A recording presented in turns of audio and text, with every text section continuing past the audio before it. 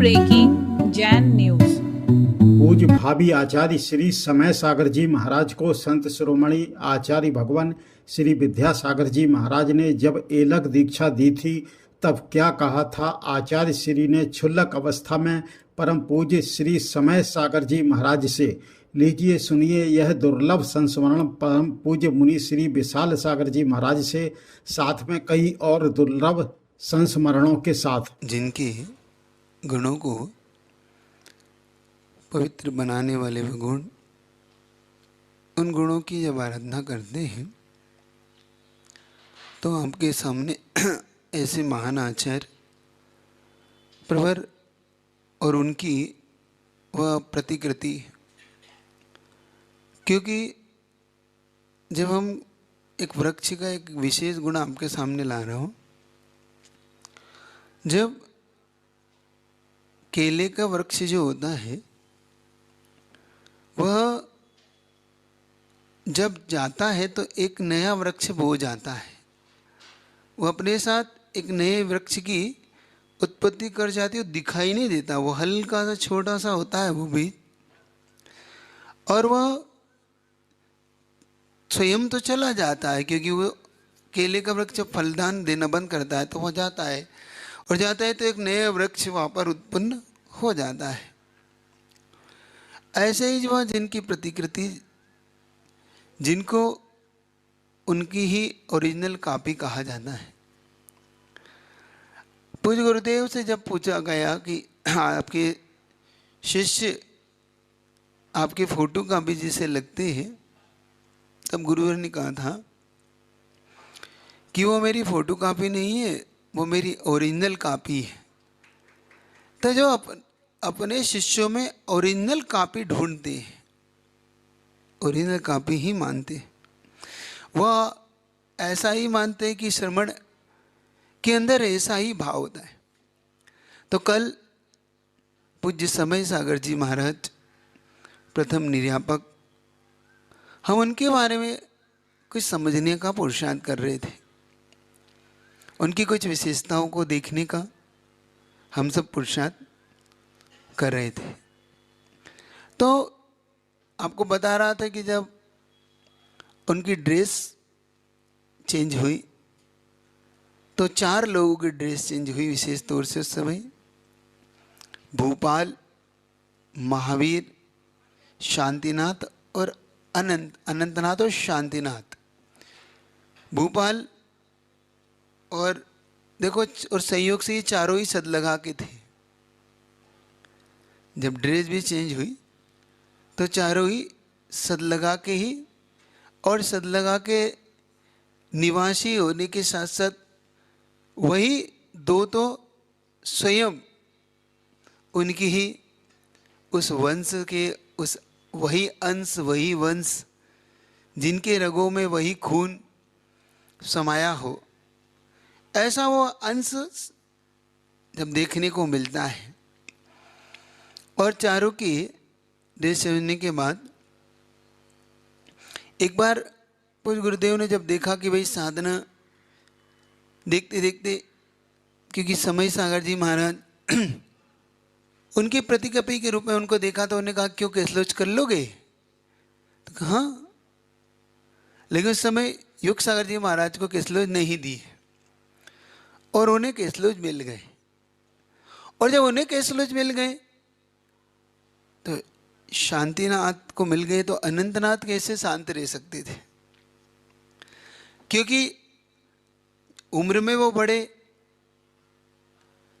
लेकिन पूज्य गुरुवर को ये ध्यान था कि इनको कभी बचपन में जो रोग हुआ था तो ऐसा ना हो कि कोई कमजोरी के कारण ये नहीं कर पाए केसलोच, तो उन्होंने उन्हें तो दे दिए।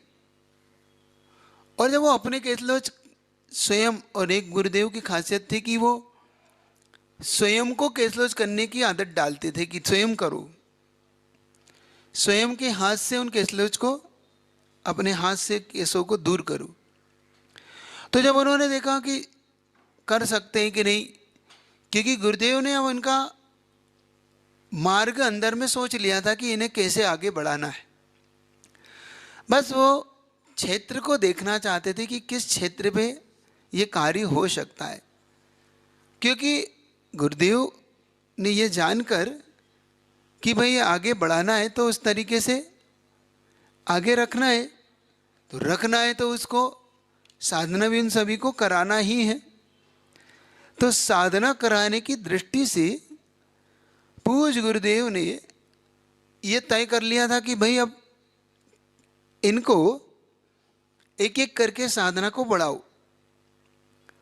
क्योंकि आपके सामने मैंने रखा था कि गुरुदेव ने यह पहले ही समझा दिया था कि अपने साथ कोई परिग्रह नहीं रखना, अपने साथ कुछ नहीं। यह गुरुदेव ने शुरू से ही इन दोनों के सबके नेचर में डाला था, सभी शिष्यों की। और उन्होंने सहज कैसलोच उस समय वही बाल, वही बड़े बड़े बाल और उस तरीके से कैसलोच कर लिए। तो इधर अनंतनाथ को लगने लगा कि मुझे कैसलोच नहीं दी है, और मन में ये बात टीस करने लगी कि मुझे कैसलोच नहीं दी है तो मैं कैसलोच करूँगा। और ये बात सच थी कि उनके मन में एक बात आ जाए तो महाराज करके रहेंगे, ये बात सच है। उस साधना को वो करके रहेंगे, क्योंकि अंश और वंश तो वही है कि अगर साधना करना है, जब इनने किए तो मुझे भी करना। देखो जीवन में लोग किस चीज़ की प्रतियोगिता करते हैं, लेकिन वो साधना के लिए प्रतियोगिता करना बड़ा दुर्लभ होता है ना। ऐसा लगता है कि भाई ये साधना मैं करोगे, नहीं तो उनके नहीं, उन्होंने किए तो मैं भी इसमें बढ़ चढ़ के भाग लूँगा। और बड़े महाराज पूज्य गुरुदेव के पास वहाँ पर जाके बिना बताए, उस दिन उन्होंने बिना बताए कैसलोच कर लिए, क्योंकि उन्हें पता था गुरुजी दे नहीं रहे थे। उन्हें बार बार मांगा तो कहा हाँ बताएंगे, देंगे, सोच के बताऊंगा।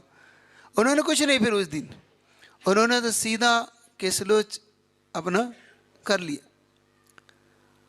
और गुरुजी को जब पता पड़ा तो, चूंकि ये गुरुजी को कभी पसंद नहीं था, बिना आज्ञा कोई काम पसंद नहीं था, लेकिन साधना भी गुरुजी को पसंद थी। देखो दो चीज, बिना आज्ञा करना एक बात, और साधना पसंद करना दूसरी बात। तो साधना तो पसंद थी, लेकिन बिना आज्ञा साधना पसंद नहीं थी। ये गुरुजी का नेचर था, और इसमें गुरुजी कभी भी इसको सहन नहीं करते थे कि नहीं मुझसे बिना पूछे कुछ भी आज्ञा नहीं है तो नहीं है। क्योंकि जब ये कर लिया तो गुरुजी ने 2 दिन बात नहीं की, 2 दिन फिर अनंतनाथ से कोई बात नहीं, कोई देखना, कोई आशीर्वाद नहीं। क्यों? बिना पूछे कार्य क्यों?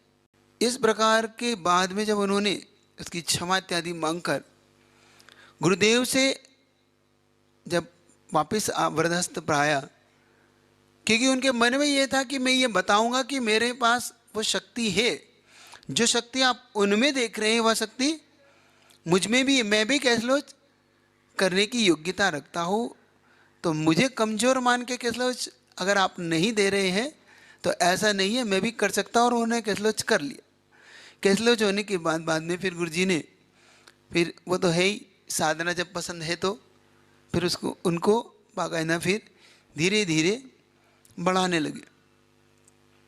और गुरुजी के मैंने यह नेचर देखा है, क्योंकि जब हम 2012 में डोंगरगढ़ में मैं देख रहा था कि वहाँ पर चातुर्मास के दौरान एक महाराज जी हमारे संघ के, दुर्लभ सागर जी नाम है उनका, तो वो दुर्लभ सागर जी उस दिन साधना करने बैठे, तो उन्होंने गुरुजी से उपास मांगा, उपास दे दिया। और उन्होंने शायद गुरुजी से ये भी लिया हो कि मैं एक जगह बैठकर एक आसन में ध्यान लगाना चाहता हूँ, गुरुजी ने वो भी दे दिया। अब उन्होंने 24 घंटे तक ध्यान लगा लिया, 24 घंटे का ध्यान हो गया, उपास हो गया। फिर उन्होंने गुरुजी के पास शायद उठना नहीं चाह रहे थे महाराज, तो उन्होंने खबर पहुंचा दी कि गुरुजी से आशीर्वाद लेना कि मैं और बैठना चाहता हूँ, ऐसा कह के वो बैठ गए। तो जो महाराज आचार्य जी के पास गए कि आचार्य जी उन्होंने आशीर्वाद मांगा है, थोड़ा ध्यान में और बैठना चाहिए, तो गुरुजी का नहीं, उनसे बोलो अभी उठे। किससे पूछ के बैठे वो? गुरुजी ने तुरंत उनसे बोलो अभी उठे, कोई आशीर्वाद नहीं है और अब कोई उपवास भी नहीं है, तुरंत मना। क्यों? क्योंकि बिना आज्ञा, उन्होंने कहा मैंने आज्ञा नहीं दी, अपने मन से क्यों? मन से नहीं, आप आओ आज्ञा लो फिर जाओ, ऐसे कैसे? वहीं से आप हम मुझे बता रहे हो कि आज्ञा ले रहे हो? क्योंकि गुरु को बताया नहीं जाता, गुरु से आज्ञा ली जाती है ना। कभी कभी क्या होता है, हाँ मैंने बता दिया, ये गुरु का आदर भाव नहीं है, ये गुरु का विनय भाव नहीं है। गुरु आपको आज्ञा देगा कि नहीं देगा ये विनय भाव है। निवेदन होता है, बताया नहीं जाता। क्या कुछ लोग आके सीधा बताते ना, हाँ हमने ऐसा कर लिया, तो कर लिया तो बताने की जरूरत क्या है? फिर आप क्यों पूछ रहे हो? गुरुजी का एक सरल सहज प्रति प्रश्न होता था, जब आपने कर ही लिया है तो फिर मुझे बता रहे हो, पूछने की जरूरत क्या है? आपने कर लिया, कर लिया। नहीं आपको बता रहे हो तो आज्ञा ली है आपने क्या? मतलब ये गुरुजी का अनुशासन हुआ करता था कि अनुशासन के बिना संघ का संचालन नहीं हो सकता। और उन्होंने सब तरह के अनुशासन गुरुदेव हमेशा संघ में बनाए रखते थे, और वैसे बनाना नहीं पड़ता था, वो संकेत में ही शिष्य को समझ में आने लग जाता था कि ये गुरुजी को पसंद है, ये नहीं पसंद है। बहुत बार गुरुजी बड़े ऐसे संकेत दे देते थे कि बस आदमी अंदर से ऊपर तक हिल जाता था और समझ जाता था कि हमने कहाँ गलती कर रहे। समझ में आ रही? तो कोई भी अनुशासनहीनता पसंद नहीं थी गुरुजी को। अनुशासनहीन को गुरुजी पसंद भी नहीं करते थे और कभी आशीर्वाद भी नहीं देते थे। आप अनुशासनहीन नहीं, कोई बात। तो उसी समय महाराज को उठ के और कह दिया कि नहीं, आचार्य जी ने स्पष्ट मना किया है, आप नहीं कर सकते, आप नीचे जाइए। उसी समय उठे और नीचे आके क्षमा मांगी। तो गुरुजी ने कहा ऐसा नहीं किया जाता है, आप आज्ञा लेके बैठिए थे 24 घंटे की, तो 24 घंटे बाद आपको पुनः आज्ञा लेने आना पड़ेगा। ऐसा नहीं होता कि आप 24 घंटे के बाद हमने वहाँ से खबर पहुँचा दी। समझ रहे? अब इससे सारे शिष्य अलर्ट है कि बिना आज्ञा के। यहाँ से लगता है कि गुरुजी का अनुशासन शुरू से ही जो रहा, और सिर्फ शिष्यों के लिए नहीं रहा, स्वयं के लिए भी, स्वयं भी उसी अनुशासन में जीते थे और स्वयं भी अनुशासन में चलाते थे। क्योंकि जो आचार्य का एक लक्षण होता है स्वयं चलना औरों को चलाना, है ना, ये महान लक्षण किसी एक आचार्य परमेष्ठी का जो हुआ करता है। तो जब उन्होंने ऐसा कह के उस शिष्य को उन्होंने संभाला, फिर आगे बढ़ते बढ़ते चारों लोग जब धीरे धीरे साधनारत होने लगी, तो वहाँ से गुरुजी सीधा फिरोजाबाद, फिरोजाबाद से सीधा आगरा, आगरा से गुरुजी सीधा ग्वालियर, और ग्वालियर से वहाँ पर भी एक अच्छा प्रसंग घटा ग्वालियर में भी, क्योंकि ये चारों ब्रह्मचारी थे। गुरुजी उस समय कोई भी अपने साथ, कोई पाटा नहीं, कोई गाड़ी नहीं, कुछ नहीं, वही अपने रमता जोगी बहता पानी वाला गुरुजी का नेचर कि भाई किसी को कुछ बताना नहीं और चल देना। उसी नेचर से जब चल पड़े तो आगरा वाला तो आपको मैंने बताया था कि आगरा में जब इन लोगों को ताजमहल देखने की इच्छा हुई तो चारों के चारों ब्रह्मचारियों ने मन बनाया कि भाई चलो ताजमहल देखेंगे, आगरा में है, क्योंकि पैसे भी हैं तो जितने में ताजमहल देख लेंगे, बाकी सबको दान कर देंगे, क्योंकि गुरुजी ने कहता परिग्रह ही नहीं रखना अपने को। तो गुरुजी से पूछा कि ताजमहल हम देखने जा सकते हैं, हम देखना चाहते हैं। गुरुजी ने मौन हो गए, कुछ नहीं कहा, और सीधा आहार करके सीधा चौके से बिहार, अब तुम जाओ ताजमहल, जिसको जाना है वो जाओ ताजमहल। मुझे कोई लेना देना नहीं। सीधे चारों उनको पैसे ही चौके में हार पड़ते रहते, पता पड़ा कि गुरुजी ने तो विहार चौके से कर दिया, तो सीधा पीछे पीछे, क्योंकि गुरुजी का कहना था कि भाई अपन जिस चीज़ के लिए विशेष तौर से साधना के लिए आए हैं तो हमारे लिए सब महत्व नहीं रखता। हमारे लिए तो मुख्य रखता है अपना आत्म तत्व, जिसे हम देखना है। जिस चेतना को हमें देखना है उस चेतना को देखो, ना कि अभी बाहरी दृष्टिकोण। क्योंकि नया नया पौधा पनप रहा है, नया नया वृक्ष पल्लवित हो रहा है, अभी बीज को कहीं ऐसा ना हो कि बीज को कोई रोग लग जाए। ये गुरु जी का हमेशा ध्यान रखते थे। क्या समझ रहे हो, संकेत समझ रहे हो, कि कोई ऐसा ना हो कि बीज में कोई रोग लग जाए। तो गुरु जी ने कुछ नहीं, सीधा बिहार किया, सीधा वहाँ से ग्वालियर की ओर, भिंड की ओर, इधर अपने इस तरफ बिहार करते हुए पूज्य गुरुदेव ने जब ग्वालियर पहुँचे तो ग्वालियर में उस पर्वत पे सीधा गोपाचल वहाँ पहुँचे। और गोपाचल पे पहुँचे तो वहाँ पर इस तरीके की व्यवस्था, पहले जो आहार दान की हुआ करती थी वो अलग प्रकार की। सारा आहार दान का श्रेय गुरुदेव को आया था कि जिन्होंने सारी व्यवस्थाओं को व्यवस्थित, मतलब दान देने का जो स्वरूप बदला, अब में और पहले में बड़ा अंतर था। पहले एक व्यक्ति कहीं चौका ले लिया, लगा लिया, हो गया काम। पहले बतानो, पहले से लाओ, साथ में गाड़ी घोड़ा चल रहा है तो फिर अपनी व्यवस्था बनाओ, अपना खुद का चौका लगाओ।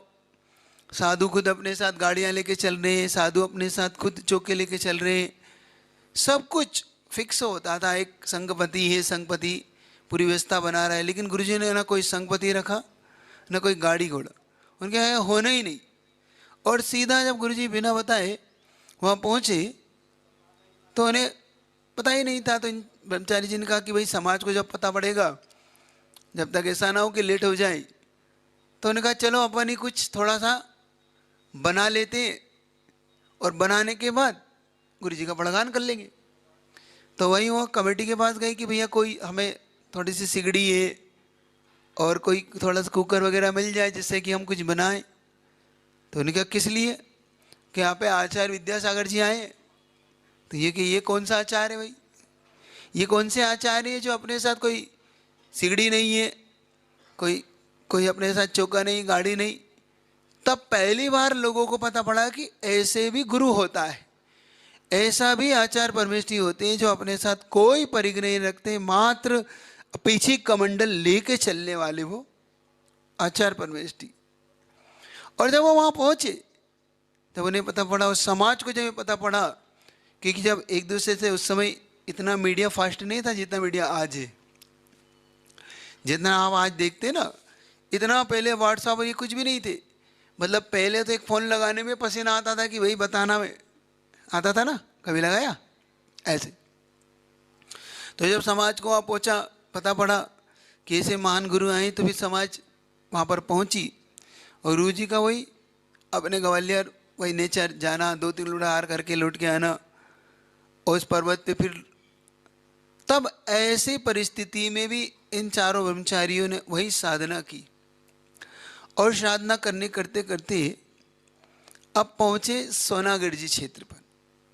जब सोनागढ़ जी क्षेत्र पर पहुँचे तो 1975 वह दिसंबर का महीना, जिस समय पहुँचे तब गुरुजी ने कुछ मन बनाया। वहाँ की क्षेत्र की वंदना करने के बाद बहुत विशुद्धि, वह चंद्रप्रभु भगवान का जिनालय ऊपर, और वहीं पे बाहुबली भगवान की एक मूर्ति है, आपने देखी वहाँ पर, कभी गए हैं?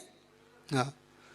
तो वहीं पर गुरुजी ने 18 दिसंबर 1975 के दिन मन बनाया कि अब ये जो 4 ब्रह्मचारी हैं, अब इन चारों को क्षुल्लक दीक्षा प्रदान करने का वहाँ पे मन बनाया गुरुजी ने।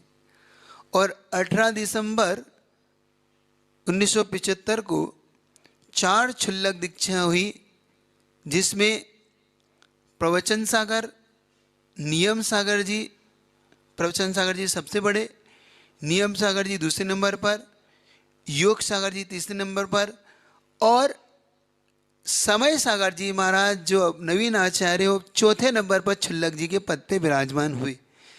4 छुल्लक दीक्षाएं भगवान चंद्रप्रभु भगवान की शरण में हुई। देखो संयोग भी कैसा है, जहाँ पर अंतिम चौथी छुल्लक दीक्षा वहाँ पर जहाँ पर हुई उन्हीं चंद्रप्रभु भगवान की शरण में हुई। और डोंगरगढ़ में जो आचार्य पद की आचार्य भगवान ने जो आचार्य पद देने के लिए कहा वो भी चंद्रप्रभु भगवान का ही जिनालय है। दोनों ही कितना गजब का संयोग है कि दोनों चंद्रप्रभु भगवान के ही क्षेत्र रहे। तो उस चंद्रप्रभु भगवान के क्षेत्र से अब यहाँ से संगम वृद्धिगत हुआ। यहाँ से संघ 4 उन छिल्लकों के साथ, 5 वे आचार्य और एक स्वरूपानंद जी जो पहले से ही थे छिल्लक। इस बीच में एक मणिभद्र जी भी आए, छिल्लक मणिभद्र जी।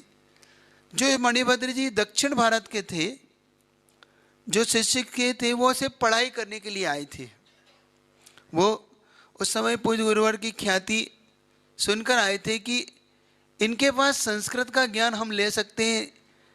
वो संस्कृत के ज्ञाता, चूँकि ज्ञान सागर जी महाराज ने इतना ज्ञान इन्हें दे चुके थे, तो वह संस्कृत का ज्ञान और उसके साथ साथ पूज्य गुरुदेव ने जिस प्रकार से व्याकरण, सिद्धांत, न्याय, अध्यात्म, जो कुछ गुरुदेव को घुट्टी में पिलाया दादा गुरु ने, वह सब उन्होंने अपनी गुरु की आज्ञा से लेकर मणिभद्र जी यहाँ आए थे। और छुल्लक मणिभद्र जी जब आए तब वो एक घटना आपके सामने ला रहा हूँ कि गुरुजी द्रव्य क्षेत्र काल को किस प्रकार से याद ध्यान रखते थे। तो जब मणिभद्र जी आए, चूँकि वो दक्षिण भारत के थे और उत्तर भारत में वो आए थे, चूँकि उत्तर भारत में ज्वार का ज़्यादा कोई भी चीज़ नहीं मिलती, वहाँ पे सब गेहूं का भोजन मिलता है। और वहाँ उत्तर भारत में ज्वार तो कभी कदार सोग के रूप में लिया जाते है ना, और दक्षिण भारत में तो सोग के रूप में गेहूं लिया जाता है। दोनों में बड़ा अंतर है। यहाँ पूरा ज्वार है, बाजरा है, और उधर पूरा गेहूं है। इस तरीके का अन्न लिया।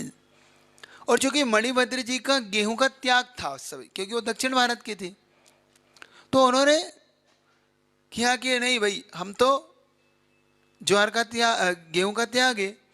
और वो जहाँ चौके में जाते थे उस चौके में भाई गेहूं की रोटी मिलती है। उन्हें थोड़ी पता कि ये, क्योंकि ज्वार बनाते ही नहीं थे उत्तर भारत के लोग।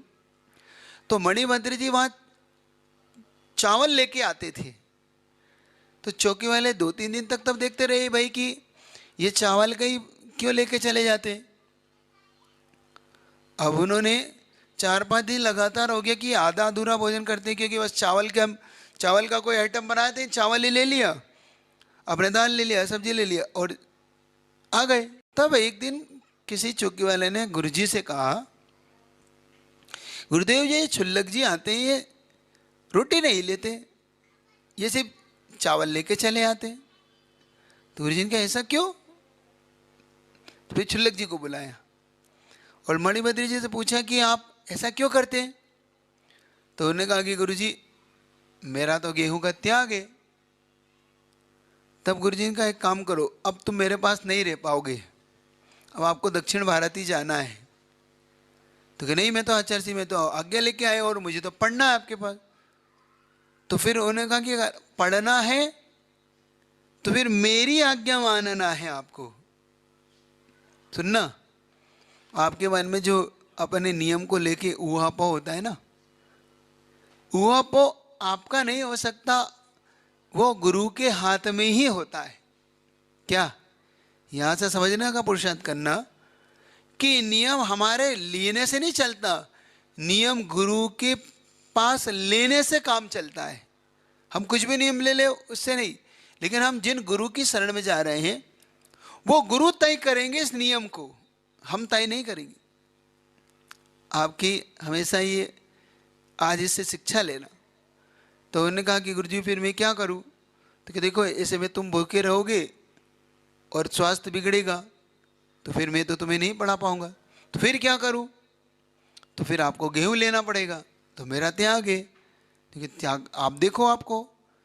तो फिर गुरुजी ने उन्हें एक युक्ति दी, ऐसा करो तुम अब ज्वार का त्याग करो और गेहूं को ग्रहण करो।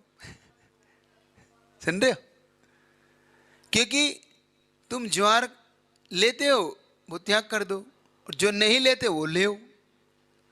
तुम्हें अगर पढ़ना है तो। तब उन्होंने मणिभद्री जी ने कहा ठीक है, मैं गुरुजी आज से ज्वार का त्याग करता और गेहूं ग्रहण करूंगा, मैं आपके साथ पढ़ूंगा। ये गुरुजी का।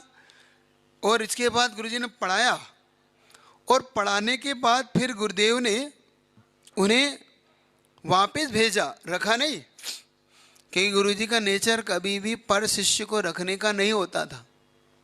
कभी भी किसी की, उनको ये जानते थे कि नहीं, मेरे लिए किसी भी, चाहे मैं अकेला रह लूँगा लेकिन मैं पर शिष्य नहीं रखता, उसके लिए अपने गुरु की आज्ञा लाओ अगर रहना है तुम्हें। तो ये गुरुजी ध्यान रखते। जब गुरुजी ने इस तरीके से उन्हें पढ़ाकर वापस दक्षिण भारत भेजा, इस प्रकार से ये 4 क्षुल्लक रहे। 4 क्षुल्लक जब धीरे धीरे गुरुजी के साथ दीक्षित होकर आगे बढ़ने लगे, तब यहाँ से संघ का एक विस्तार होने लगा। जो दादा गुरु का सपना था, गुरुकुल बनाओ, और यहाँ से एक बीज अपन सबको मिला, जो हमें आगे जाके एक महान पद पर प्रतिष्ठित होने वाला गुरु भी मिला। यहीं से सोनागिर जी की इस भूमि से आपको मिला, यहीं से क्षुल्लक दीक्षा, यहीं से अपने लिए आगे की पूरी भूमिका उनकी बनने लगी। धीरे धीरे साधनाएं बढ़ने लगी। साधना का वह जो दौर था बहुत आगे तक गया। गुरुजी ने पूरा इस पे ध्यान दिया, पल्लवित किया, जिनकी छत्र छाया में सब कुछ बढ़ते चले गए। आगे जाके फिर इनकी अलग दीक्षा हुई। अलग दीक्षा भी सरल सहज हुई, बिल्कुल सहजता से। बस गुरुजी ने इतना ही कि भाई अब अलग दीक्षा के लिए कुछ नहीं, कोई प्रचार प्रसार वो गुरुजी पहले भी नहीं करते थे। और सोनागिर जी में प्रचार प्रसार नहीं हुआ। दूसरे दिन इधर कैसलोच हुआ, उधर दूसरे दिन उन्होंने ऊपर जाके बावली भगवान की शरण में 4 क्षुल्लक दीक्षा होंगी। लोगों को तो बाद में पता पड़ा कि क्षुल्लक दीक्षा हो रही है। वहाँ क्षुल्लक दीक्षा हो रही, जब लोग पहुंचे, जब देखा कि यहाँ तो क्षुल्लक दीक्षा के संस्कार हो रहे और 4 क्षुल्लक दीक्षाओं की जय जयकार तब हुई वहाँ पर। तब हम जाके देखते हैं कि ऐसी महान आत्माएं कैसे आगे बढ़ती है। चलिएगा आगे अपन और भी सुनेंगे उनके बारे में बहुत सारी चीज़ें। तो जब अलग दीक्षा हुई, तो अलग दीक्षा तो इतनी सहजता से गुरुजी ने कहा कि क्यों ये दुपट्टा कब तक, नहीं तो फिर अलग करो। तो उन्हें अलग क्षुल्लक मतलब उतारा, और ये त्याग बस हो गए अलग। समय सागर जी महाराज यहाँ से निर्माण हो गए। मतलब पहले ऐसा कुछ भी, अभी भी नहीं। कई बार गुरुजी इससे हमेशा एक बात गुरुजी का रहता था कि कुछ भी नहीं, तो अलग समय सागर जी ने ऐसे ही, फिर अलग नियम सागर जी, फिर योग सागर जी, तो ये अलग प्रक्रिया भी ऐसे ही। तब इसमें कहते हैं कि सबसे पहले अलग में शायद योग सागर जी बड़े थे, अब यहाँ से फिर क्रम बदला, फिर नियम सागर जी, फिर समय सागर जी, इस तरीके से फिर 4 क्षुल्लकों से अलग, फिर यहाँ से अब मुनि दीक्षा का क्रम